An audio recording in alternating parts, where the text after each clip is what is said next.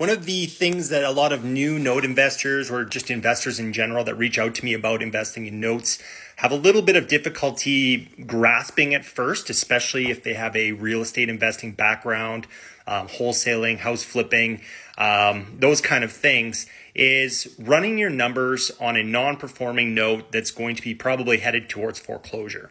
Okay, and I thought I'd use this recent note that I made a bid on just as an example of this so you can see what I mean. So here is a non-performing, there's a non-performing note registered against this house in El Paso, Texas.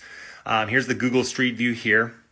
And the borrower has not made a mortgage payment since I think it was November 2023. So they are quite a few months. Let's see, that would be almost 9 months behind in their payments. Okay, so they are non-performing. The note seller has not started foreclosure on this yet. So no foreclosure is going on yet.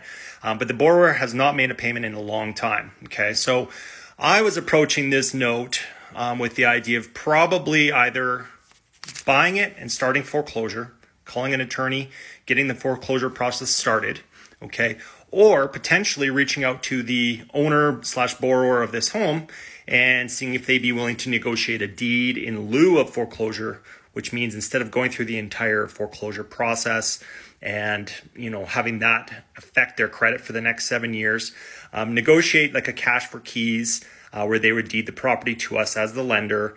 They'd walk away with some cash and basically, wipe their hands clean of this situation and move on. Okay. So when I'm running my numbers, so this property, at least on Zillow, and we can't always trust Zillow, but we'll assume that they're correct right now. The value as is of this property, they have it at 196. Okay. 196,000. Now the borrower owes on the mortgage note, they owe 80,000 or just below. And that's with back payments and interest that's accrued, all of that. So they owe 80 grand, okay, on 196. Okay, so they've got some equity there. So when you're running your numbers and you're considering what it would look like if you were to buy the note and foreclose, it's important to keep in mind that if I were to buy this note, foreclose on the house, I'm not going to be able to cash in on 196,000 that the house is worth. I can't just sell it at the auction and expect that 196,000 is coming to me as the owner of the note. Okay, that's not how it works. So because the balance of the mortgage is 80,000, if I buy this note and then foreclose and sell this at the auction, I am going to be able to recover 80,000 and possibly some attorney fees and that kind of thing as well. Okay, but basically I can recover the amount owing on the mortgage, okay, on the note, and not the entire value of the house. All right. And so I can recover 80,000 if I buy this note. So that means that if I'm buying a note and planning on foreclosing, if it's a non-performing note, that I need to buy it cheap enough so that the returns make sense if I'm going to be recovering the balance owed on the note. So if I need to buy it at a discount because I'm going to assume I'm going to get 80,000 back after foreclosure. Okay. So if I pay 80,000 for the note and then foreclose, I am going to break even, right? Probably even lose money because of servicing costs and things like that. Okay. If I pay more than 80,000 for the note and then foreclose and it sells at the auction, I'm going to lose money. Okay. So when you're looking at these non-performing note deals that are probably headed to foreclosure, you need to make your bid below the amount owing, the unpaid balance or the legal loan balance, the total amount owing on the note. You need to make your bid below that and factor that difference in as your profit. So in this case, let's say I bid, 60,000. Okay.